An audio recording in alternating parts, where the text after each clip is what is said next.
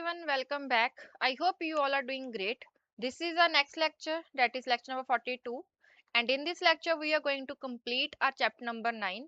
अभी chapter number 9 में हमने ऑलरेडी कवर क्या क्या किया है. फर्स्ट ऑफ ऑल हमने स्टार्ट किया था विद द इंट्रोडक्शन, जिसमें हमने देखा था कि इनकम्प्लीट रिकॉर्ड्स बोला किसको जाता है.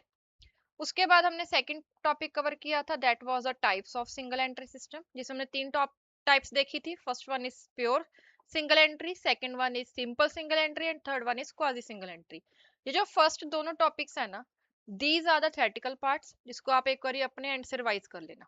इसके बाद थर्ड हमारे पास टॉपिक आया था, that was the statement of affairs, जहां फिर हम इसको बोल सकते हैं नेटवर्थ, और lastly it will be capital comparison. यहाँ पर ये तीन नेम है, एक ही मेथड है, जस्ट नेम तीन दिए गए हैं, स्टेटमेंट ऑफ फेयर, नेटवर्थ और द कैपिटल कंपैरिजन. इसका मेन पर्पस क्या होता है? फाइंड आउट प्रॉफिट और द लॉस. एंड इसमें हम करते क्या है, इसमें हम सबसे पहले क्या करते हैं, क्लोजिंग को ओपनिंग के साथ कंपेयर करते हैं. क्लोजिंग कैपिटल को ओपनिंग कैपिटल के साथ कंपेयर किया जाता है to find out the capital. But most of the cases में आपको डायरेक्टली ये अवेलेबल नहीं होता कि आपका क्लोजिंग कैपिटल कितना है, ओपनिंग कैपिटल कितना है. आपको एसेट्स एंड लायबिलिटीज पता होती हैं, आपका क्लोजिंग एंड ओपनिंग कैपिटल का एग्जैक्ट बैलेंस आपको गिवन नहीं होता, जिसके लिए हम क्या करते हैं, यहाँ पर स्टेटमेंट ऑफ अफेयर्स बनाते हैं, जिससे हमारे पास क्लोजिंग एंड ओपनिंग कैपिटल का बैलेंस आता है. एंड इसके बाद हम क्या करते हैं, यहाँ पर कैपिटल अकाउंट बना सकते हैं, हम स्टेटमेंट बना सकते हैं. बेसिकली हमने क्या करना होता है, क्लोजिंग कैपिटल को ओपनिंग कैपिटल के साथ कंपेयर करना होता है to find out the profit. And यहाँ पर आप स्टेटमेंट में करते क्या हो, अगर आपने स्टेटमेंट बनाई है तो आपने क्या करना है, ड्रॉइंग्स को ऐड कर देना है, एंड जो एडिशनल कैपिटल है उसको माइनस कर देना है. मींस जो आपने अभी इफेक्ट डाले थे क्लोजिंग कैपिटल में, वो इफेक्ट्स को रिवर्स करोगे तो आपके पास एक्चुअल में जो क्लोजिंग कैपिटल का बैलेंस है वो आ जाएगा, जिसको आप ओपनिंग के साथ कंपेयर करोगे. बट अगर आप अकाउंट बनाओगे तो आपने नॉर्मली देखना है कि आपने अगर आपका बैलेंस इंक्रीज हो रहा है कैपिटल का, तो उसको आप क्या करोगे, क्रेडिट करोगे. अगर आपका बैलेंस डिक्रीज हो रहा है तो उसको आप क्या कर दोगे, डेबिट कर दोगे. अभी यहाँ पर बेसिकली जब आप कैपिटल को इंट्रोड्यूस करते हो तो आपका बैलेंस इंक्रीज होता है, इसलिए हम उसको क्या कर देते हैं, क्रेडिट साइड डालते हैं. एंड जब आप ड्राइंग्स करते हो तब आपका कैपिटल का बैलेंस डिक्रीज होता है, इसकी वजह से हम उसको क्या कर देते हैं, डेबिट कर देते हैं. तो ये सारा टॉपिक था जो हमने लास्ट लेक्चर में डिस्कस किया था. इसके बिना हमने यहाँ पर इलस्ट्रेशंस कवर की थी, इलस्ट्रेशन नंबर 1 2 5. आई होप आपने ये सारे कंसेप्ट को रिवाइज करने के बाद ही ये लेक्चर स्टार्ट किया होगा. अभी हम आज का हमारा लेक्चर स्टार्ट करते हैं. हमारा टॉपिक है, that is the techniques of obtaining the complete accounting information. अभी इस टॉपिक को समझो, this is your fourth topic and this one is your last topic. यहाँ पर हमने अभी करना क्या है, देखो आपके पास इनकम्प्लीट रिकॉर्ड्स है. ये तो अभी तक आपको समझ लग ही गया होगा कि इनकम्प्लीट रिकॉर्ड्स क्या होते हैं और क्यों इनकम्प्लीट हम उसको बोलते हैं. आपके पास इनकम्प्लीट रिकॉर्ड्स हैं, इनको आपने यूज करना है to prepare the financial statements.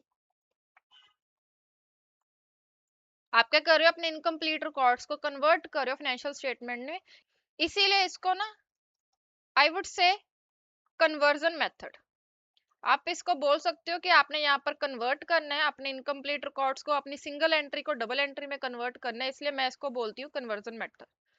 ठीक है, इसमें आपने करना क्या, अपने फाइनेंशियल स्टेटमेंट बनानी है. अभी फाइनेंशियल स्टेटमेंट में आपको पता है कि तीन चीजें होती हैं. First one is trading account, second one is P&L account and third one is balance sheet. Double entry system के अकॉर्डिंग आपने ये तीनों चीजें बनानी सीखी हुई हैं under chapter number 7. Chapter number 7 में हमने सारी चीजें सीखी थी. अभी हमने सीखना है कि अगर आपके पास कंप्लीटली प्रॉपर्ली ट्रायल बैलेंस नहीं है तो उस केस में आप कैसे अपनी फाइनेंशियल स्टेटमेंट्स को कंप्लीट कर सकते हो. ठीक है, तो this is your chapter number 9, जिसमें हमने ये चीज बनानी सीखनी है. मेनली आपका जो फॉर्मेट है वो तीनों का सेम रहने वाला है. जैसे आपका ट्रेडिंग अकाउंट P&L अकाउंट का फॉर्मेट क्या है, पर्टिकुलर्स रुपीज, वैसे ही आपकी बैलेंस शीट का क्या है, लाइबिलिटीज रुपीज, एसेट्स रुपीज. जो आपका बेसिक फॉर्मेट है वो आपका सेम रहने वाला है.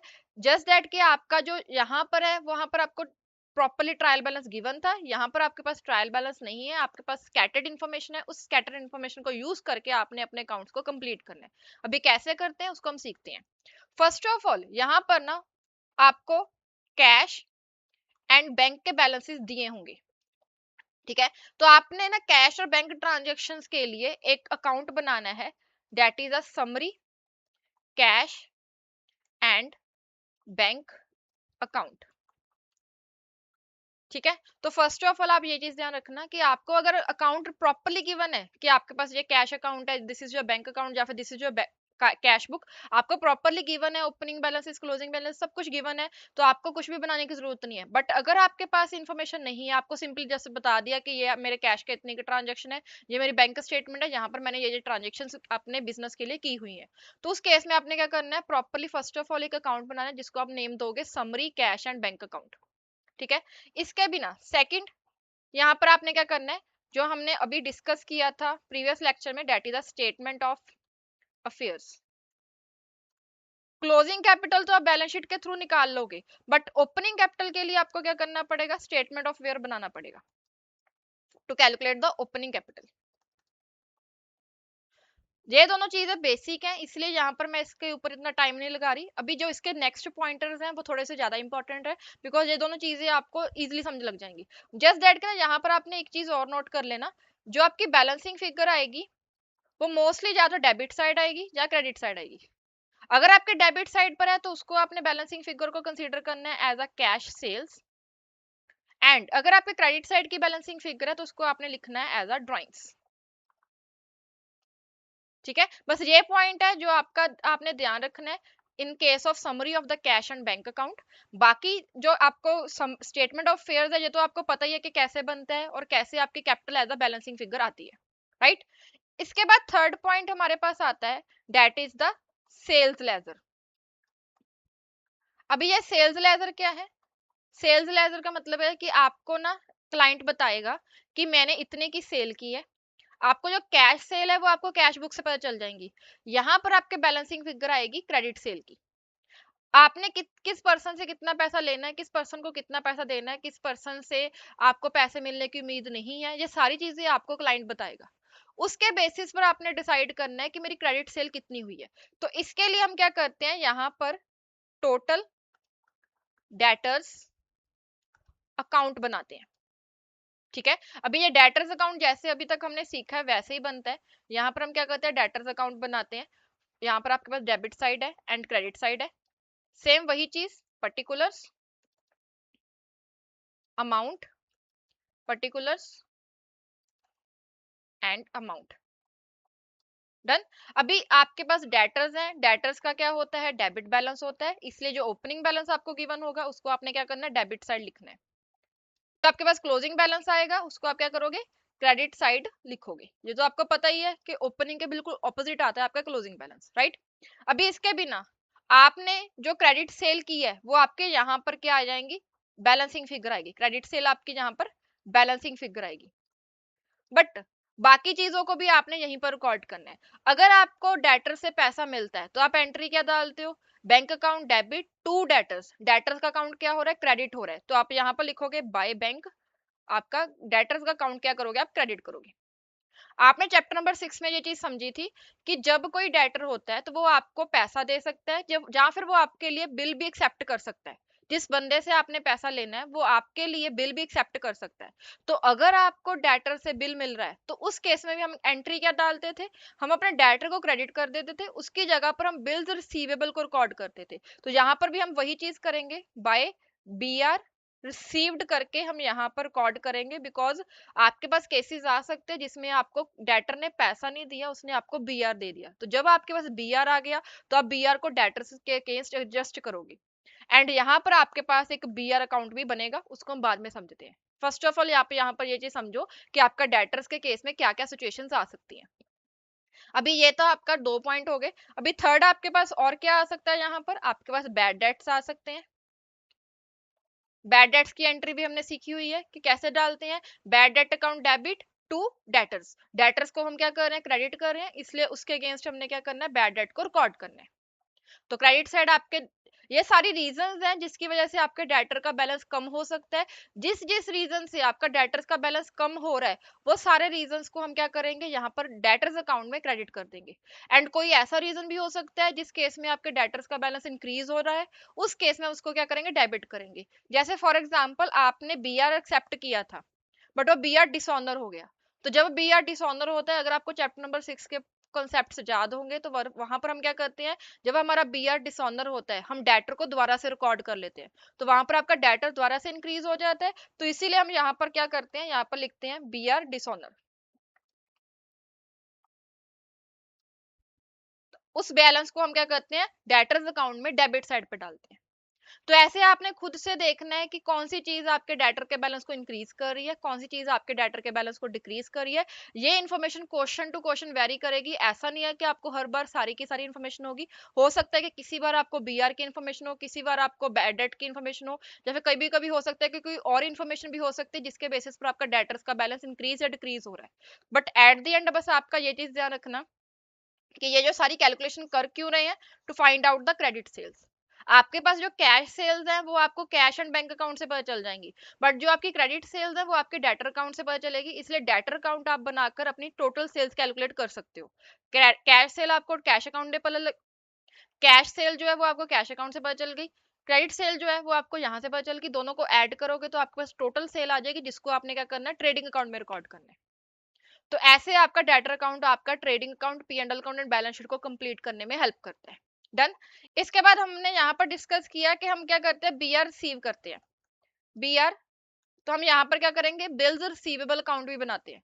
बिल्स रिसीवेबल अगेन हमारी एसेट होती है, तो इसका भी हम क्या लिखते हैं, opening balance on the debit side, and जो आपके क्लोजिंग बैलेंस है that is on the credit side.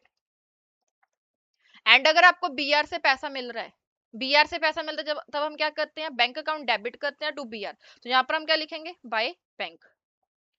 And अगर आपने किसी और को वो अकाउंट इंडोर्स कर दिया, आपने वो बीआर किसी को इंडोर्स किया है, तो तब भी आपका बीआर का बैलेंस कम होता है। तो वहां पर भी हम जब इंडोर्स करते हैं ना, तो जिस पर्सन को आपने इंडोर्स किया उसका अकाउंट आप यहाँ पर लिखते हो।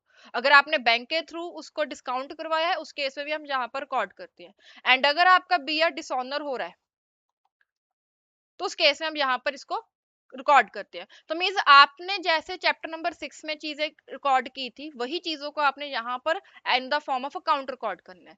एंड क्वेश्चन के केस में आपने ये चीज ध्यान रखनी है कि जब आपको बीआर दिया होगा एंड जब आपको डेटर्स भी दिए हुए हैं, उस केस में आपने स्टेप नंबर 1 में फर्स्ट ऑफ ऑल बीआर बनाना है, जिससे आपको पता चलेगा कि आपको और कितने बीआर रिसीव हुए हैं। जो बीआर रिसीव्ड है ना, ये आपको बैलेंस पता चलेगा फ्रॉम द बीआर अकाउंट। यहाँ पर आप लिखोगे टू डेटर्स, आपकी मोस्टली यहाँ पर बैलेंसिंग फिगर आएगी डेटर्स की, कि कितने और बीआर आपको रिसीव हुए हैं वो आपको यहाँ से पता चलेगी। उस अमाउंट को आप क्या करोगे, डेटर्स अकाउंट में रिकॉर्ड करोगे। तो आपका डेटर अकाउंट तभी कंप्लीट होगा अगर आपका बीआर अकाउंट पहले बना होगा। तो आपने जब क्वेश्चन सॉल्व करना है, अगर आपको बीआर भी गिवन है डेटर्स भी गिवन है, उस केस में आपने सबसे पहले बीआर अकाउंट बनाना है, जिससे आपको पता चलेगा कि कितने डेटर्स हैं जिन्होंने आपको बीआर दिए हैं।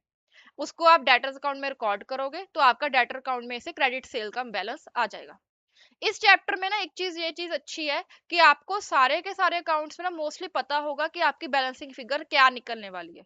अगर आपके पास इंफॉर्मेशन, जो जो इंफॉर्मेशन आपके पास अवेलेबल है, उस इंफॉर्मेशन में को आपने क्या करना है, उस पर्टिकुलर अकाउंट में पुट करना है। जो भी आपके पास बैलेंसिंग फिगर आने वाली है वो ऑलवेज फिक्स होगी कि इस अकाउंट की बैलेंसिंग फिगर ये निकलेगी, उस अकाउंट की ये निकलेगी। तो आपको ज्यादा सोचना नहीं पड़ेगा कि अगर यहाँ पर डिफरेंस आ रहा है तो मैं क्या डालूं। आपको पता होगा कि इस अकाउंट में ये बैलेंसिंग फिगर आने वाली है। जैसे इन केस ऑफ डेटर्स आपकी बैलेंसिंग फिगर हमेशा कैश सेल ही आने वाली, क्रेडिट सेल ही आने वाली है। वैसे ही इन केस ऑफ बीआर आपकी जो बैलेंसिंग फिगर आएगी वो हमेशा डेटर्स ही आने वाले हैं, कि कितने डेटर्स ने आपको बीआर दिया है। डन। तो this was your point number 3। उसमें हमारे पास फोर्थ पॉइंट आता है, that is the purchase laser. अभी ये जो परचेज लेजर है, इसमें हम क्या करते हैं, हमने क्रेडिट परचेज को निकालना होता है, बिकॉज कैश परचेज अगेन हमें कैश एंड बैंक अकाउंट से मिल जाएगा। हमने यहाँ पर क्रेडिट परचेज निकालना है, एंड उसके लिए हम क्या करते हैं, यहाँ पर क्रेडिटर्स अकाउंट बनाते हैं। अभी क्रेडिटर्स अकाउंट में सेम वही चीज है जैसे हमने डेटर्स में देखा था, जस्ट दैट के क्रेडिटर्स का क्या होता है, क्रेडिट बैलेंस होता है। तो हमारा जो ओपनिंग बैलेंस आएगा क्रेडिटर अकाउंट का, that is by balance brought down, that will be on the credit side. And इसके ऑपोजिट आपका जो क्लोजिंग बैलेंस है, that is by two balance carry down, that will be on the debit side. And अभी अगर आपने कोई payment की है, जब आप क्रेडिटर्स को पेमेंट करते हो तो आप क्या करते हो, क्रेडिटर का अकाउंट डेबिट कर देते हो, बिकॉज वो आपकी लाइबिलिटी को रिड्यूस कर रहा है एंड उतनी अमाउंट से आप बैंक को क्रेडिट करते हो। तो आप क्या करोगे, क्रेडिटर के बैलेंस को डेबिट कर रहे हो, तो अकाउंट को हम क्या करेंगे, टू बैंक लिखकर डेबिट कर देंगे। अगर आपको कोई आपने कोई बिल्स पेबल को एक्सेप्ट किया है, अगेन चैप्टर नंबर 6, अगर आपने कोई बिल को एक्सेप्ट किया है उतने से आपका क्रेडिटर का बैलेंस भी कम हो जाएगा, बिकॉज यहाँ पर आपने क्या किया, अपने क्रेडिटर्स को कम कर दिया, उतने से आपने अपनी बिल्स पेबल वाली लाइबिलिटी को एक्सेप्ट कर लिया। एंड अगर आपका कोई बीपी आपने डिसऑनर कर दिया, तो यहाँ पर आपका डिसऑनर करने की वजह से आपका क्रेडिटर का अकाउंट क्या हो जाएगा, क्रेडिट हो जाएगा। तो ऐसे आपने क्या करना है, जो आपने अभी तक की इन्फॉर्मेशन को यूज किया, आपने अभी तक जितनी भी चीजें सीखी हैं, चैप्टर नंबर 6 में सीखी हैं, चैप्टर नंबर 7 में सीखी हैं, वो सारी चीजों को कंबाइन करके यहाँ पर आपने अपने अकाउंट्स को कंप्लीट करना है। एंड यहाँ पर आपकी जो बैलेंसिंग फिगर आएगी, that will be by credit purchase. तो यहाँ से आपकी जो टोटल परचेज है, that will be your balancing figure. जो कैश परचेज है वो आपको पता चल जाएगी from the cash and bank account, and जो क्रेडिट परचेज है वो आपकी क्रेडिटर अकाउंट से आ जाएगी। तो आपको टोटल परचेज पता चल जाएगी जो आपने ट्रेडिंग अकाउंट में रिकॉर्ड करनी है।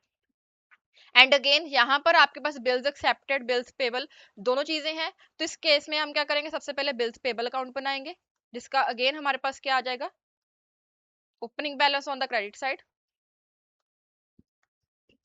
Closing balance on the debit side. And अगर आपने कोई बिल्स को एक्सेप्ट किया है, वो आप यहाँ पर लिखोगे बाय क्रेडिटर्स के नेम से, एंड वो अमाउंट आपकी कहाँ पर चल जाएगी, in the creditor account. And अगर आपने कोई बिल्स को क्लियर किया है तो आपके यहाँ पर टू बैंक आ जाएगा। एंड अगर आपने कोई भी और transaction bills payable and bills payable के रिगार्डिंग की है, उसको आप यहाँ पर रिकॉर्ड करोगे। एंड अगेन यहाँ पर आपका बिल्स पेबल अकाउंट पहले बनेगा, उसके बाद आपका क्रेडिटर्स का अकाउंट यहाँ पर हम सेकंड स्टेप में बनाएंगे। तो ये चीज आपने ध्यान रखनी है in both cases, sale ledger के केस में भी, परचेज लेजर के केस में भी, कि आपका जो डेटर अकाउंट है या क्रेडिटर अकाउंट है वो बाद में बनेगा, पहले आपका बिल्स पेबल और बिल्स रिसीवेबल अकाउंट बनेगा, जिससे आपको पता चलेगा कि आपने कितने और बिल्स को एक्सेप्ट या फिर कितने और बिल्स को आपने रिसीव किया है। एंड वहां से आपको पता चलेगा कि आपने कितनी अमाउंट बिल्स पेबल या रिसीवेबल की डेटर्स या क्रेडिटर्स अकाउंट में ट्रांसफर करनी है। एंड एट द एंड उसके बाद आप क्या करोगे, डेटर्स एंड क्रेडिटर्स अकाउंट को क्लोज करोगे, एंड आपकी जो बैलेंसिंग फिगर आएगी, that will always be the cash credit purchase और क्रेडिट सेल। डन। तो this was your point. And अभी इसके बाद लास्ट हमारे पास पॉइंट आता है जो आपने अभी डिस्कस किया था in the chapter number 8, that is the nominal accounts. अभी नॉमिनल अकाउंट्स क्या होते हैं, एक्सपेंसेस एंड इनकम्स। ये कैलकुलेशन रिसेंटली अभी आपने चैप्टर नंबर 8 में सीखी है, तो आपको ज्यादा जल्दी ये चीज रिकॉल हो जाएगी। यहाँ पर आपको क्या दिया है, देखो आपके पास अभी कैश एंड बैंक अकाउंट का बैलेंस होगा, आप जहां से summary cash and bank account बना रहे हो वहां से आपको पता चल जाएगा कि आपने एक्चुअल में कैश में कितने खर्चे या कितनी इनकम को रिसीव किया। तो आपके पास अगेन यहाँ पर क्या है, कैश पेड और रिसीव्ड है। आप क्या करते हो, इसमें ऐड करते हो, अगर आपका कोई भी क्लोजिंग आउटस्टैंडिंग बैलेंस है ऑफ एनी एक्सपेंस और इनकम, उसको आप ऐड करते हो। एंड अगर आपका कोई ओपनिंग आउटस्टैंडिंग था, उसको आप क्या कर देते हो, माइनस कर देते हो। अभी यहाँ पर आई गेस मुझे रीजन एक्सप्लेन करने की जरूरत नहीं है कि क्यों हम इसको ऐड करते हैं, क्यों लेस करते हैं, बिकॉज हमने चैप्टर नंबर 8 में ये चीजें बहुत डिटेल में डिस्कस की है। इसके बाद हमने क्या करना होता है, जहां पर माइनस करना होता है ओपनिंग, यहाँ पर हमने क्या करना होता है, माइनस करना होता है क्लोजिंग प्रीपेड को। यहाँ पर हमने क्या करना है, क्लोजिंग प्रीपेड या फिर एडवांस अमाउंट आपके पास आई है उसको आपने क्या करना है, माइनस करना है। एंड ओपनिंग प्रीपेड और एडवांस को आपने क्या करना है, ऐड करना है। ओपनिंग प्रीपेड और एडवांस। तो इससे आपके पास क्या आ जाएगा कि कितनी अमाउंट आपने पी एंड एल अकाउंट में रिकॉर्ड करने, तो यहाँ पर आपके पास पी एंड एल अकाउंट का बैलेंस आ जाएगा। जैसे वहां पर हम इनकम एंड एक्सपेंडिचर अकाउंट में जो अमाउंट को रिकॉर्ड करते थे, वैसे ही यहाँ पर हमने क्या करना है, पी एंड एल अकाउंट में जो एक्सपेंसेस को रिकॉर्ड करना है, और इनकम अगर होगी तो इनकम को रिकॉर्ड करना है। तो यहाँ पर मैं एक बार क्विकली बता देती हूँ, this is your current year balance जो आपने पे नहीं किया, इसलिए इसको हमने ऐड किया। This is your previous year balance जो आपने लास्ट ईयर में पे नहीं किया था। This is your next year balance जो आपने नेक्स्ट ईयर में आपकी इनकम जो एक्सपेंस है उसको आपने करंट ईयर में पे कर दिया। And this is your current year balance जो आपने लास्ट ईयर में पे कर दिया था। तो ये सारी चीजों को बेसिस पर हम क्या देखते हैं कि हमारा एक्चुअल में करंट ईयर में कितना बैलेंस है। तो करंट ईयर से जो बिलोंग करता है उसको हम ऐड करते हैं, जो करंट ईयर से बिलोंग नहीं करता, चाहे वो पिछले साल से बिलोंग कर रहा है या फिर नेक्स्ट ईयर से बिलोंग कर रहा है, उसको हम क्या कर देते हैं, माइनस कर देते हैं। इसकी वजह से हमारे जो प्लस माइनस हो रहे हैं। बाकी अगर डिटेल में देखना है तो हमने चैप्टर नंबर 8 में बहुत डिटेल में डिस्कस किया है, तो आप वहां से इसको कवर कर सकते हो। तो this was your point number 5। अभी यहाँ पर ना इस चैप्टर में एक चीज थोड़ी सी ट्रिकी है कि यहाँ पर आपके पास कोई भी सीक्वेंशियल स्टेप्स नहीं है। आप ऐसा नहीं सोच सकते कि मैं एक स्टेप्स को फॉलो करूंगा तो मेरा चैप्टर क्वेश्चन जो है वो कंप्लीट हो जाएगा। जैसे हमने लास्ट चैप्टर में देखा था कि आपने क्या करना है कि आपने first of all opening balance sheet बनानी है। ओपनिंग बैलेंस शीट बनाने के बाद आपको रिसीट एंड पेमेंट अकाउंट दिया होगा, आपने इनकम एंड एक्सपेंडिचर अकाउंट बनाना है, साथ में सारा वर्किंग नोट्स बनाते जाना एंड आपकी बैलेंस शीट आ जाएगी। बट यहाँ पर आपके पास कौन सी इन्फॉर्मेशन अवेलेबल होगी वो आपको भी नहीं पता होगा। मीन्स आपने सबसे पहले स्टार्ट कहाँ से करना है, आपने क्वेश्चन को स्कैन करना है कि क्वेश्चन में आपको कौन कौन सी इन्फॉर्मेशन दी गई है, उस इन्फॉर्मेशन में से कौन सी इन्फॉर्मेशन आपकी कहाँ पर यूज होगी, उसके बेसिस पर आप डिसाइड करोगे कि मेरे स्टेप्स क्या रहने वाले। हर एक क्वेश्चन में आपके जो स्टेप्स होंगे दैट विल बी डिफरेंट। किसी में आपको ओपनिंग बैलेंस शीट पहले बनानी पड़ सकती है, किसी में आपको क्लोजिंग बैलेंस शीट के लिए आपको वर्किंग पहले करनी पड़ सकती है, किसी में कोई नॉमिनल अकाउंट पहले बन सकता है, किसी में बिल्स पेबल अकाउंट पहले बन सकता है। मींस आपके क्वेश्चन में सबसे पहले स्टार्टिंग कहाँ से होगी वो आपको क्वेश्चन टू क्वेश्चन चेक करना पड़ेगा। तो उसके लिए आपने करना क्या है, आपने सिंपली पहले क्वेश्चन को स्कैन करना है, उसके बेसिस पर देखना है कि आपके पास कौन कौन सी इन्फॉर्मेशन अवेलेबल है। एट द एंड आपकी वर्किंग जब 5 चीजों की ही होने वाली है। आपने स्टेटमेंट ऑफ फेयर बना के ओपनिंग बैलेंसेस चेक करने हैं, आपने कैश एंड बैंक अकाउंट की समरी बनानी है अगर आपको गिवन नहीं है कैश बुक प्रॉपरली। उसके बिना आपने सेल्स लेजर के थ्रू मींस आपने जो डेटर्स अकाउंट बनाना उससे आपको क्रेडिट सेल पता चल जाएगी।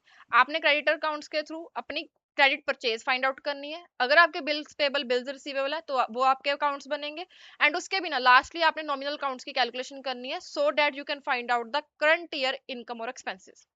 तो आपके वर्किंग जो 4-5 ही रहने वाली हैं। बट कहाँ से आपने क्वेश्चन स्टार्ट करना है that I can't tell you, because वो क्वेश्चन टू क्वेश्चन वेरी करता है। तो हम एक क्वेश्चन डिस्कस करते हैं तो आपको थोड़ा सा समझ लगेगा कि क्वेश्चन कैसे सॉल्व किया जाता है, हम कैसे कन्वर्जन मेथड को फॉलो करते हैं। यहाँ पर ना फर्स्ट ऑफ ऑल आपके पास इलस्ट्रेशन नंबर 6 है, ये कंप्लीट क्वेश्चन नहीं है। यहाँ पर सिर्फ और सिर्फ आपको डेटर्स अकाउंट बनाना सिखाया गया है। तो आपके पास यहाँ पर ओपनिंग बैलेंस है डेटर का, आपके पास क्लोजिंग बैलेंस है डेटर का।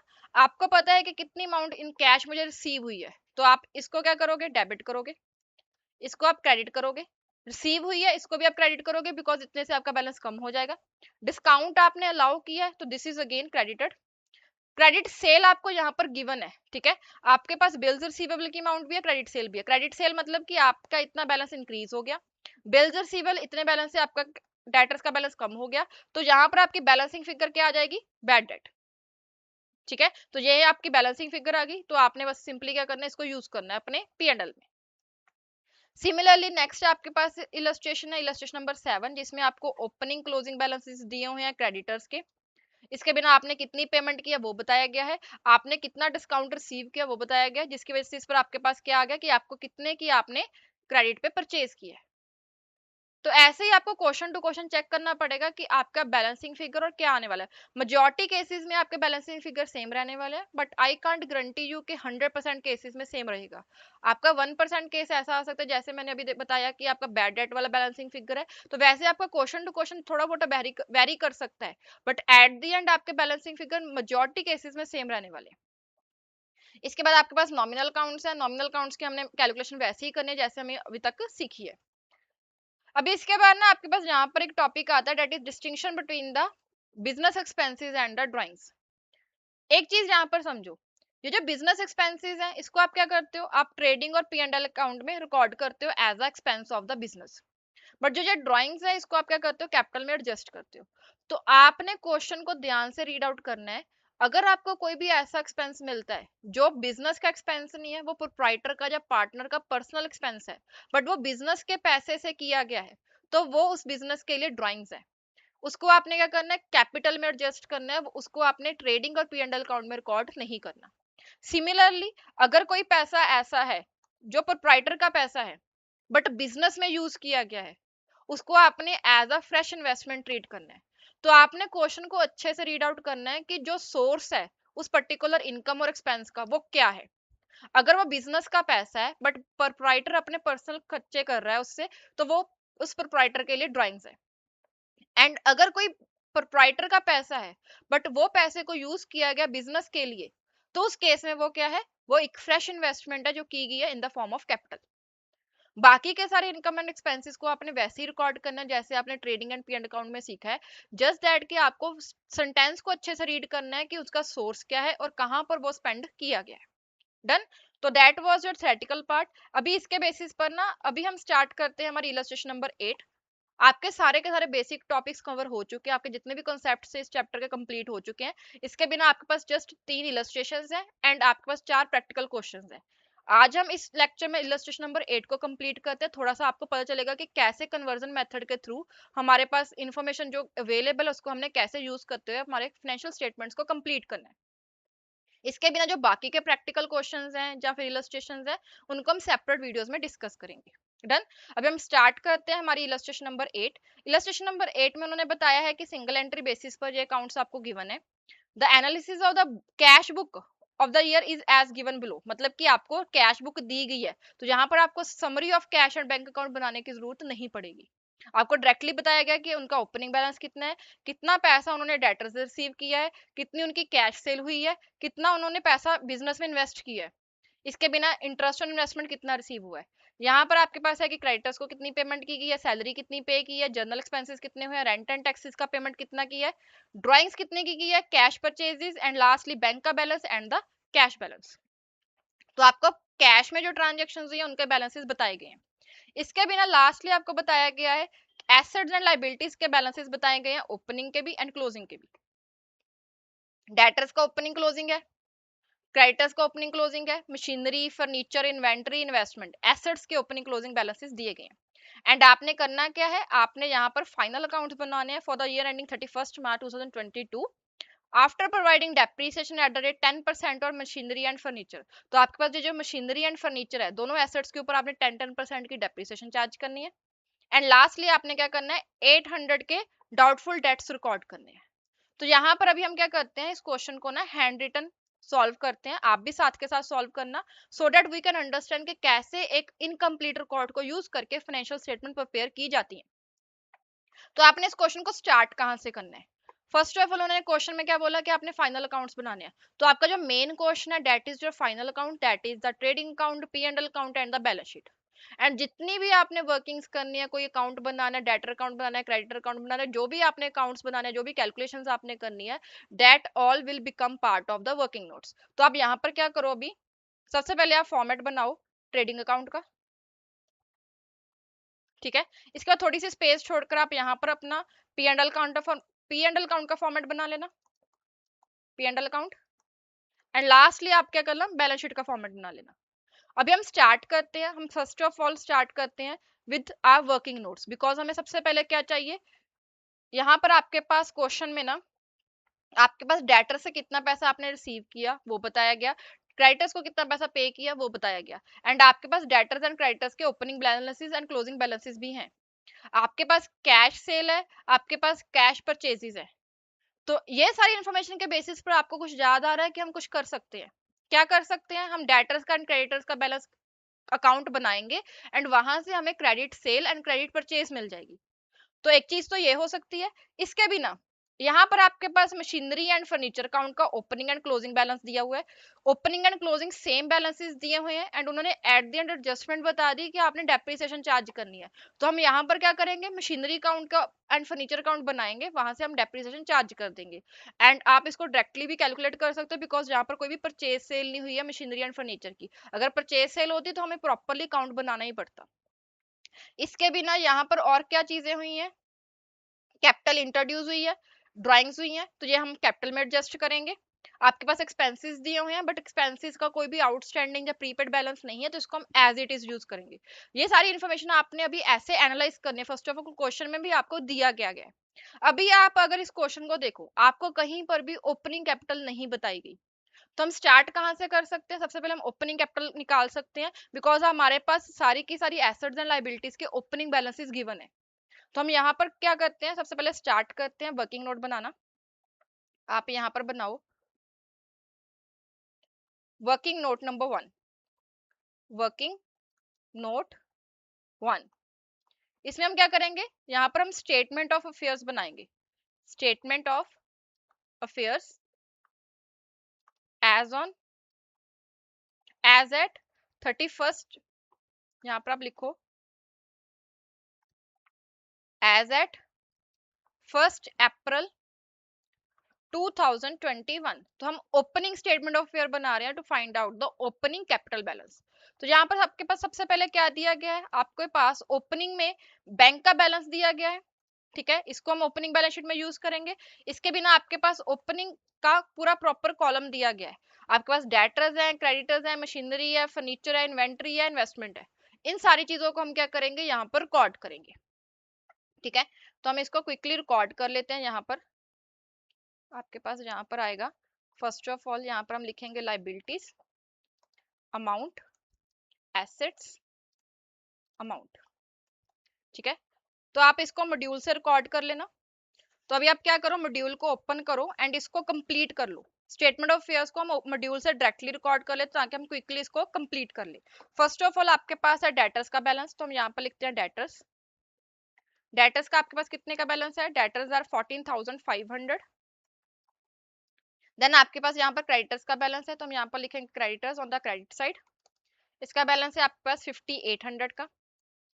देन इसके बाद हमारे पास है machinery, that is on the asset side, machinery का बैलेंस है 7,500। इसके बाद हमारे पास है फर्नीचर, फर्नीचर का बैलेंस कितना है, दैट इज 1,200। नेक्स्टली है inventory, that is 3,900 and next is investment, it is 5,000। And एक आपको कैश एंड बैंक का दिया हुआ बैलेंस, ओपनिंग बैलेंस दिया हुआ है बैंक का, तो हम यहाँ पर लिखेंगे बैंक 2,800। तो यहाँ से आपके पास क्या आ जाएगा, बैलेंसिंग फिगर आ जाएगा in the form of capital. तो आप इसकी कैलकुलेशन कर लो, 14,500 plus 7,500 plus 1,200 plus 3,900 plus 5,000 plus 2,800 minus 5,800। तो this will B capital, that is opening balance of the capital, that is balancing figure, and it is 29,100।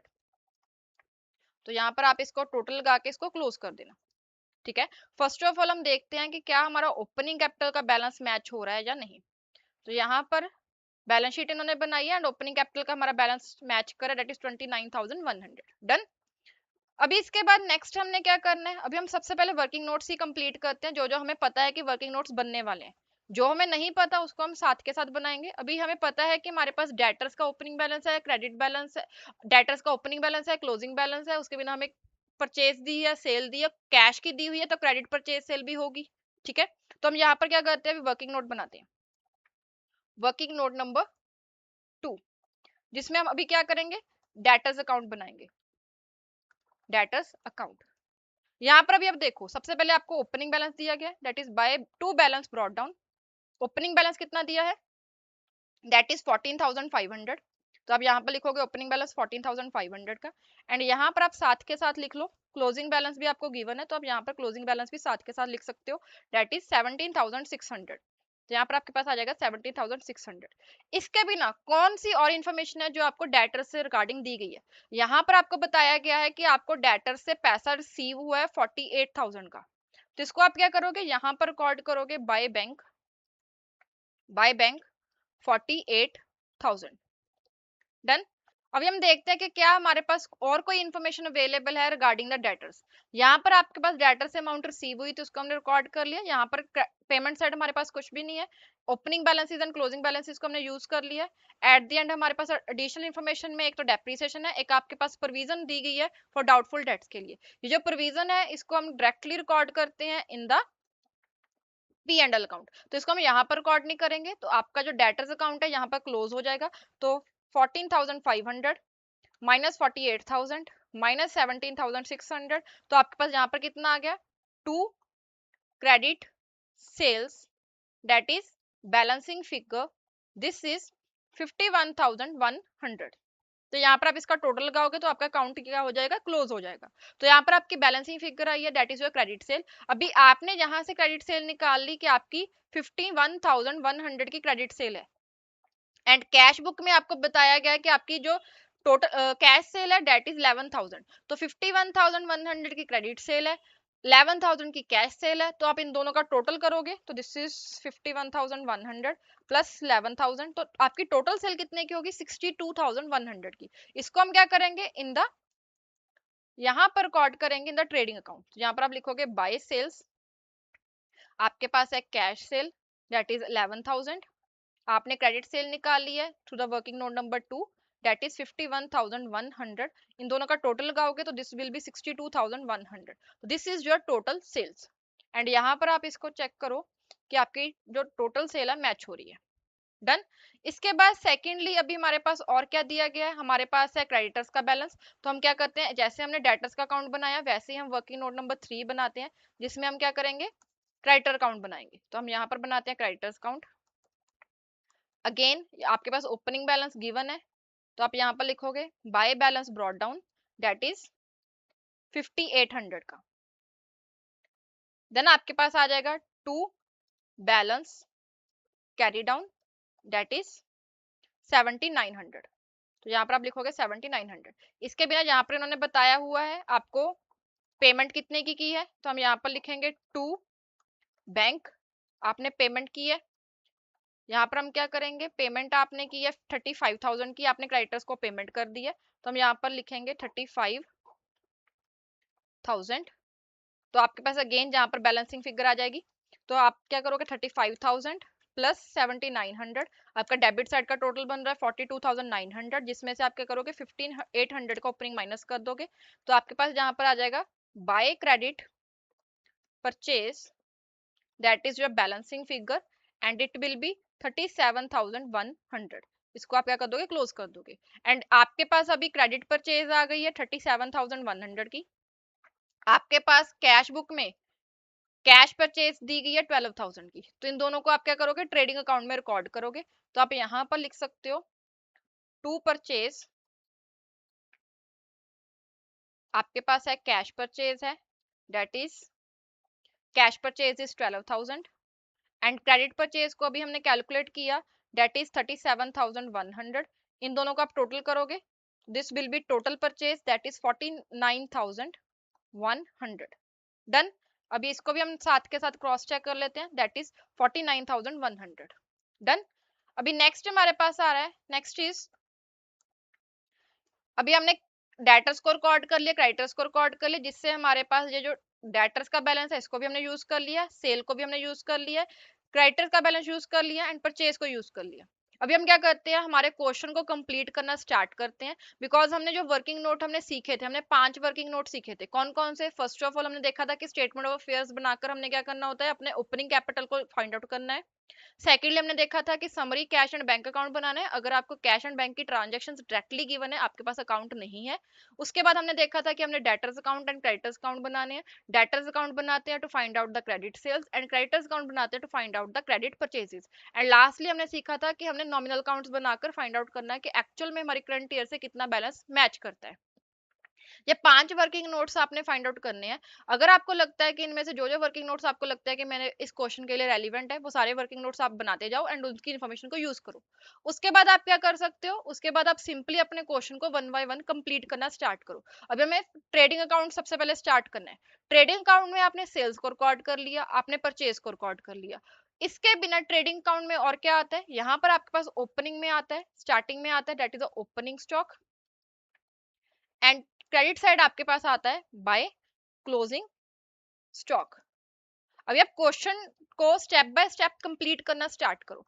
आपके पास opening and closing stock का directly balance given है, inventory यहाँ पर इन्होंने दी हुई है 3900 and 5700 की, तो हम यहाँ पर क्या करेंगे 3900 in the opening stock and 5700 आपका क्लोजिंग था, तो यहाँ पर हम 5700 लिखेंगे। इसके बिना आपको क्वेश्चन में कोई भी ऐसी इंफॉर्मेशन नहीं दी गई जो आपके ट्रेडिंग अकाउंट से बिलोंग करे, तो हम क्या करेंगे ट्रेडिंग अकाउंट को कंप्लीट करते हैं। तो यहाँ पर हम लिखेंगे टू ग्रॉस प्रॉफिट एंड यहाँ पर आपके पास बैलेंस कितना आ जाएगा 62,100 प्लस 5700 माइनस 3900 माइनस 49100, तो दिस इज 14,800 एंड इसका आप क्या करोगे यहाँ पर टोटल लगा लोगे तो आपका ट्रेडिंग अकाउंट कंप्लीट हो जाएगा। अभी हम एक बार चेक कर लेते हैं कि हमारा जीपी जो है वो मैच हो रहा है या नहीं। 14,800 डन। तो आपका ट्रेडिंग अकाउंट तो कंप्लीट हो गया। अभी इसके बेसिस पर अभी हमने स्टार्ट क्या करना है, हमारा profit and loss account. First of all profit and loss account हमारा कहां से स्टार्ट होता है, बाय ग्रॉस प्रॉफिट। यहाँ पर आपके पास है 14,800। अभी आप क्वेश्चन के ऊपर जाओ, क्वेश्चन में देखो कि कौन कौन सी ऐसी इंफॉर्मेशन है जो आपके पी एंड एल अकाउंट के लिए रेलिवेंट है। आपके पास सबसे पहले ओपनिंग बैलेंस दिया हुआ है। अभी हम इसको ना थोड़ा सा क्लीन कर लेते हैं टू फाइंड आउट कि हमारे पी एंड एल के लिए कौन कौन सी इंफॉर्मेशन रेलिवेंट है। ठीक है, just a second. First of all आपके पास दिया गया है bank balance, that is your balance sheet. Secondly debtors account, इसको हम ऑलरेडी कर चुके हैं, तो इसको हम यूज नहीं करेंगे। कैश सेल को हमने यूज कर लिया ट्रेडिंग अकाउंट में, this is again your balance sheet part, तो इसको हम वहां पर यूज करेंगे। इंटरेस्ट ऑन इन्वेस्टमेंट, 200 का आपको इन्वेस्टमेंट के ऊपर इंटरेस्ट दिया गया है, आपके पास इन्वेस्टमेंट भी गिवन है एंड उसके ऊपर आपको इंटरेस्ट बताया गया है, बट यहाँ पर आपको ये नहीं पता है कि उस इन्वेस्टमेंट के ऊपर एक्चुअल में कितना इंटरेस्ट बन रहा है। आपके पास कोई भी opening outstanding, closing outstanding, prepaid ऐसी कोई एडजस्टमेंट नहीं है, तो इसको हम क्या करेंगे, डायरेक्टली यहाँ पर पी एंड एल अकाउंट में रिकॉर्ड करेंगे, that is by interest, this is your income. तो इसको हम यहाँ पर एज इट इज रिकॉर्ड कर लेंगे 200। क्लियर हुआ, तो इससे आपका ये वाला अमाउंट भी क्या हो गया, यूज हो चुका है। डन। इसके बाद नेक्स्ट हमारे पास आया था क्रेडिटर का बैलेंस, जिसको हमने यूज कर लिया है। यहाँ पर आपके पास है सैलरी, सैलरी का भी अगेन आपके पास कोई भी ओपनिंग, क्लोजिंग, प्रीपेड, एडवांस ऐसा कुछ भी नहीं है, तो हम इसको क्या करेंगे, एज इट इज यहाँ पर रिकॉर्ड करेंगे। यहाँ पर लिखेंगे टू सैलरीज एंड आपके पास जितनी भी सैलरी है वो आप यहाँ पर इसको रिकॉर्ड कर लोगे। सिमिलरली आपको दिया गया जनरल एक्सपेंसेस, दैट इज 2500 के, तो हम यहाँ पर लिखेंगे to general expenses that is 2500, तो आप इसको भी यहाँ पर डन कर दोगे। इसके बाद आपके पास है rent and taxes, again this is your expense, तो इसको भी हम यहाँ पर रिकॉर्ड करेंगे रेंट एंड टैक्सेस को। एंड यहाँ पर आपके पास है 1500, तो हम यहाँ पर लिखेंगे 1500। डन। देन ड्राइंग्स जो है वो आपकी बैलेंस शीट का पार्ट बनेंगी जब आप कैपिटल को फाइंड आउट करोगे। कैश परचेजेस को आप रिकॉर्ड कर चुके हो, इसके बिना आपके पास क्लोजिंग बैलेंसेस है, this is again your balance sheet part. Then आपके पास जो ओपनिंग एंड क्लोजिंग बैलेंसेस है, that is entirely your balance sheet part. Lastly आपको दिया क्या गया है, आपको यहाँ पर डेप्रिसिएशन बताई गई है। डेप्रिसिएशन का क्या करते हैं हम, डेप्रिसिएशन को हम एसेट में से माइनस करते हैं एंड पी एंड एल में रिकॉर्ड करते हैं। तो यहाँ पर हमने क्या करना है, 10% डेप्रिसिएशन चार्ज करनी है मशीनरी एंड फर्नीचर के ऊपर। यहाँ पर हमने 10% चार्ज करनी है, तो हम दोनों बैलेंसेस के ऊपर क्या करेंगे, ओपनिंग बैलेंस के ऊपर 10% चार्ज करेंगे। तो आपके पास यहाँ पर आ जाएगा to depreciation that is on the machinery. Machinery के ऊपर आप क्या करोगे, 7500 का 10% चार्ज करोगे, दिस विल बी 750। एंड आपके पास फर्नीचर भी है, तो उसको भी हम कैलकुलेट कर लेंगे, 1200 का 10%, तो दिस विल बी 120। तो ये आपकी डेप्रिसिएशन होगी, इसको हम बाद में बैलेंस शीट में भी हमने रिकॉर्ड करना है। इसके बिना आपको दिया गया है प्रोविजन फॉर डाउटफुल डेट, इसके उन्होंने डायरेक्टली अमाउंट दे दी, तो उसको हम एज इट इज यहाँ पर रिकॉर्ड कर लेंगे। इसके बिना पूरे क्वेश्चन में आपकी कोई भी ऐसी इन्फॉर्मेशन नहीं है जो आपके पी एंड एल अकाउंट को अफेक्ट कर सके, तो हम अभी क्या करेंगे, इसकी क्लोजिंग कर देंगे। कैलकुलेशन करते हैं, 14,800 plus 200 minus 6,500 minus 2,500 minus 1,500 minus 750 minus 120 minus 800, तो this is your amount that is 2,830, that is your net profit. इसको हम क्या करेंगे, यहाँ पर रिकॉर्ड कर लेंगे एंड यहाँ से हमारा पी एंड एल कंप्लीट हो गया। नाउ लेट्स सी कि हमारा प्रॉफिट सही आया है या नहीं। 2,830 हमारा प्रॉफिट मैच हो गया, तो हमारा पी एंड एल अकाउंट भी कंप्लीट हो गया। अभी लास्ट क्या होता है फाइनेंशियल स्टेटमेंट में, that is the balance sheet. तो हम यहाँ पर क्या करेंगे, अभी बैलेंस शीट बनाएंगे, that is as at 31 March 2022। Again आपके पास फॉर्मेट में क्या आएगा, यहाँ पर आपके पास लाइबिलिटीज होती हैं, then amount, then assets and lastly amount. अभी जो भी इन्फॉर्मेशन आपके पास है, सारी की सारी इन्फॉर्मेशन आपकी बैलेंस शीट की अवेलेबल है, तो हम क्या करेंगे, बैलेंस शीट को सिंपली कंप्लीट करेंगे। फर्स्ट ऑफ ऑल आपके पास है मशीनरी। एसेट साइड हम सबसे पहले फिक्स एसेट्स को लिखते हैं। आपके पास मशीनरी है 7500 की, जिसमें से आपने क्या किया, डेप्रिसिएशन चार्ज की है, दैट इज 750 की। तो आप यहाँ पर कैलकुलेट कर लो, 7500 माइनस 750 किया, तो दिस इज 67,500। डन।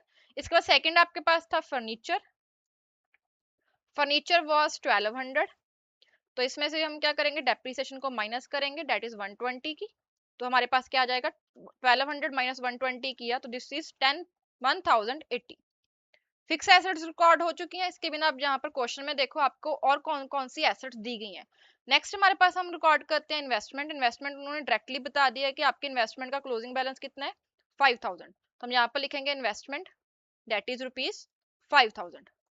देन हमारे पास आता है स्टॉक, तो हम यहाँ पर क्लोजिंग स्टॉक रिकॉर्ड करेंगे। क्लोजिंग स्टॉक आपका कितना था, दैट वाज 5700, तो हम यहाँ से 5700 को रिकॉर्ड कर लेंगे 5700।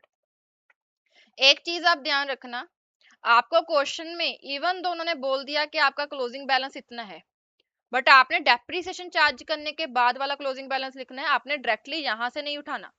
ये उन्होंने बताया है कि आपने कोई भी एसेट को परचेज सेल नहीं किया, जितनी आपके पास एसेट्स ओपनिंग में थी उतनी ही आपके पास क्लोजिंग में है, बट आपने डेप्रिसिएशन की एडजस्टमेंट करने के बाद अपनी बैलेंस शीट में अमाउंट्स डालनी है। ऐसी मिस्टेक मत करना कि आप डायरेक्टली यहाँ से उठा दो, जबकि बाकी की एसेट्स को आप यहाँ से डायरेक्टली लिख सकते हो, बट एसेट्स को आप डायरेक्टली यहाँ से नहीं लिख सकते, बिकॉज उनके ऊपर आपने डेप्रिसिएशन चार्ज करनी है जो आपको एडिशनल इन्फॉर्मेशन में दी गई है। डन। इसके बाद आपके पास है डेटर्स का बैलेंस। डेटर्स में हमारे पास कितना है 17,600, 17,600, तो हम यहाँ पर लिखेंगे डेटर्स दैट इज 17,600। अभी यहाँ पर आपके पास ना प्रोविजन है, प्रोविजन को हम क्या करते हैं यहाँ से माइनस करते हैं, हम अकाउंट में उसको एडजस्ट नहीं करते, हम यहाँ से उसको माइनस करते हैं, तो इसलिए हम इसको सेपरेटली कर रहे हैं। 17,600 माइनस 800, दिस इज 16,800। अभी यहाँ पर आप एक चीज समझो, आपके माइंड में ये क्वेश्चन आ सकता है कि हमने जब डेटर्स का प्रॉपरली अकाउंट बनाया है तो हम उसको वहां पर एडजस्ट क्यों नहीं कर रहे, हम बैलेंस शीट में उसको क्यों सेपरेटली एडजस्ट कर रहे हैं। इसका आंसर सिंपल है, अगर आप यहाँ पर लेट्स सपोज आपने यहाँ पर लिख दिया बाय प्रोविजन एंड आपने यहाँ पर 800 की अमाउंट डाल दी, तो आपका ये जो बैलेंसिंग फिगर है ना वो 800 से इंक्रीज हो जाएगा। बैलेंसिंग फिगर में क्या आया है, सेल्स आया है, तो आपकी सेल 800 से इंक्रीज हो जाएगी, जबकि वो एक्चुअल में आपकी सेल का पार्ट नहीं है, वो जस्ट दैट कि आपने जो सेल की है ना उसमें से 800 रुपीज ऐसे हैं जो आपको रिसीव नहीं हो सकते, या फिर आपको डाउट है कि वो रिसीव होंगे या नहीं होंगे, इसलिए उसको हम क्या कर रहे हैं डेटर्स में एडजस्ट कर रहे हैं। प्रोविजन के केस में आपने हमेशा ध्यान रखना है, आपने उसको कभी भी डेटर्स के अकाउंट में नहीं एडजस्ट करना, वो एक सेपरेट कंसेप्ट है, उसको आपने क्या करना है डेटर्स में से माइनस करके फाइनली रिकॉर्ड करना है, इसका सेपरेट अकाउंट बनाते हैं हम। अगर आपको याद होगा चैप्टर नंबर 7 में हमने इसके अकाउंट्स बनाकर इसकी कैलकुलेशन की हुई है, जब हम बैड डेट को वहीं पर रिकॉर्ड करते हैं द प्रोविजन अकाउंट, एंड उसके बेसिस पर हम अपनी क्लोजिंग बैलेंसेस निकालते हैं कि प्रोविजन हमने कितने की बैलेंस शीट में डालनी है। वो सारी चीजें हमने चैप्टर नंबर 7 में सीखी हुई है, बट यहाँ पर आपके माइंड में ये डाउट आ सकता है, इसलिए मैंने क्लियर किया है। डन। इसके बिना यहाँ पर आपके पास और क्या है, हमारे पास नेक्स्ट था क्रेडिटर्स का बैलेंस दैट इज 7,900, तो यहाँ पर हम क्या करेंगे क्रेडिटर्स का बैलेंस रिकॉर्ड करेंगे। यहाँ पर हम लिखते हैं क्रेडिटर्स, क्रेडिटर्स आ जाएंगे 7,900 के। डन।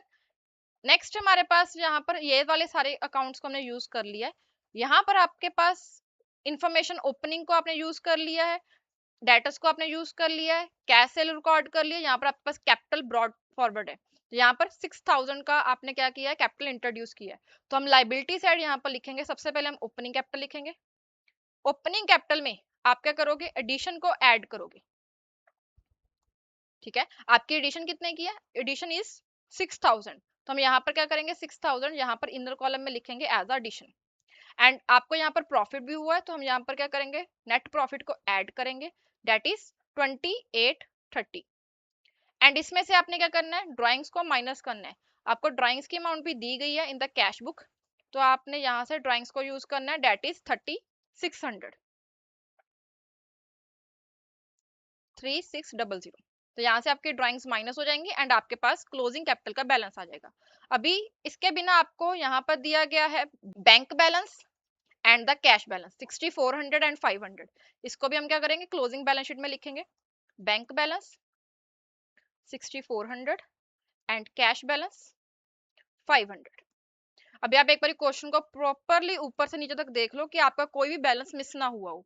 आपने यहाँ पर ओपनिंग को ओपनिंग स्टेटमेंट ऑफ फेयर्स में यूज कर लिया, डेटर्स को बैलेंस को यूज कर लिया, कैश सेल को रिकॉर्ड कर लिया, कैपिटल ब्रॉड फॉरवर्ड को रिकॉर्ड कर लिया, इंटरेस्ट को रिकॉर्ड कर लिया, पेमेंट हो चुकी है, सैलरी हो चुका है, सैंड्री एक्सपेंसेस हो चुके हैं, रेंट एंड टैक्सेस हो चुके हैं, ड्राइंग्स को आपने रिकॉर्ड कर लिया, कैश परचेज को रिकॉर्ड कर लिया, क्लोजिंग बैलेंसेस को रिकॉर्ड कर लिया।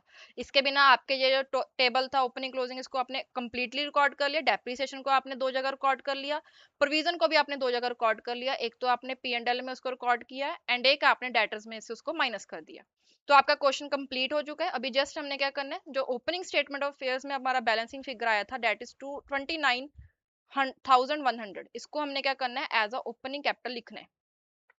तो यहाँ पर आप इसकी कैलकुलेशन कंप्लीट कर लो। 29,100 प्लस 6,000 प्लस 2,830 माइनस 3,600, तो दिस इज 34,330। इसमें हम क्या करेंगे, हमारा जो लाइबिलिटी साइड है उसको टोटल को कंप्लीट करते हैं। 7,900 इसमें ऐड किया तो दिस इज 42,230। अगर आपका अभी एसेट साइड मैच हो गया तो आपकी बैलेंस शीट मैच हो गई है, तो उसका मतलब क्या है कि आपका आंसर सही है। तो let's check. 5,000 plus 5,700 plus 16,800 plus 6,400 plus 500, तो दिस इज मैच्ड 42,230। तो आपकी अगर बैलेंस शीट मैच हो गई है तो आपका आंसर सही है। लेट्स सी कि हमारा आंसर मैच हो रहा है 42,230। तो इससे आपकी इलस्ट्रेशन नंबर 8 भी कंप्लीट हो चुकी है एंड इसके साथ साथ आपको आई गेस कंसेप्ट भी समझ लग गया होगा कि कैसे आपने क्वेश्चन को सॉल्व करना है। अगर आपको कोई भी डाउट है तो फ्रीली कमेंट सेक्शन में कमेंट कर सकते हो। एंड यहाँ पर अभी आप इसके वर्किंग नोट्स देखो, इन्होंने यहाँ पर first of all balance sheet बनाई है जिसको हमने स्टेटमेंट ऑफ अफेयर्स लिखा है। उसके बाद इन्होंने कैपिटल का अकाउंट बना के कैलकुलेशन किया है एंड जो फाइनल अमाउंट इनके पास आई है उसी को उन्होंने बैलेंस शीट में यहाँ पर लिखा है। ठीक है, तो आप ऐसे अकाउंट भी बना सकते हो एंड आपको जैसे सही लग रहा है आप वैसे कैलकुलेट कर सकते हो। इसके बाद हमारे पास है सेल्स अकाउंट। सेल्स अकाउंट का इन्होंने अमाउंट निकाला है, डेटर्स अकाउंट बनाया है। डेटर्स अकाउंट में से जो बैलेंसिंग फिगर है इसको उन्होंने सेल्स अकाउंट में किया to find out the total sales. जैसे हमने वहां पर लिख दिया ना ट्रेडिंग अकाउंट में भी कैश इतना है, क्रेडिट सेल इतनी है, इन्होंने यहाँ पर प्रॉपरली अकाउंट बनाया, उसके बाद उसकी जो टोटल अमाउंट आई है उसको उन्होंने वहां पर लिखा है। सिमिलरली परचेज का भी इन्होंने ऐसे ही किया है। तो इनके वर्किंग नोट थोड़े से ज्यादा है, आप ट्राई करना कि इंस्टीट्यूट को ही फॉलो कर सको जितना हो सके, बट एट द एंड अगर आप ऐसे भी क्वेश्चन सॉल्व करके आओगे देन भी आपका आंसर आ जाएगा। अभी हमारा जो चैप्टर है दैट इज चैप्टर नंबर 9, उसके सारे के सारे कंसेप्ट कंप्लीट हो चुके हैं। यहाँ पर हमने इस चैप्टर में क्या क्या चीजें कवर करनी है मेनली, आपके जो जब आप रिवीजन करने बैठोगे आपने दो चीजों को ध्यान रखना है कि इस चैप्टर में सिर्फ दो ही चीजें हैं। एक आपके पास है statement of affairs, statement of affairs इसको आप लिख सकते हो स्टेटमेंट ऑफ फेयर मेथड, जिसका अदर नेम्स क्या है, net worth method, capital comparison method, and यहाँ से आपके पास क्या आता है, प्रॉफिट आता है। एंड सेकेंडली जो अभी हमने सीखा है that is the conversion method, जिसमें हमने क्या करना है, कंप्लीट फाइनेंशियल स्टेटमेंट बनानी है based on the available information. And conversion method में आपने क्या करना है, आपने सिंपली 5 वर्किंग नोट तो मिनिमम याद रखने हैं। फर्स्ट ऑफ ऑल आपके पास आएगा स्टेटमेंट ऑफ फेयर्स जो आपने मेथड नंबर 1 में सीखा है। स्टेटमेंट ऑफ फेयर से आप क्या करोगे, स्टेटमेंट ऑफ फेयर से आपके पास ओपनिंग कैपिटल आती है, ओपनिंग कैपिटल। देन उसके बिना आपके पास अगर आपके पास कैश एंड बैंक की ट्रांजेक्शन्स हैं बट आपके पास प्रॉपरली काउंट नहीं है तो उस केस में आप क्या करते हो, summary of cash and bank account बनाते हो।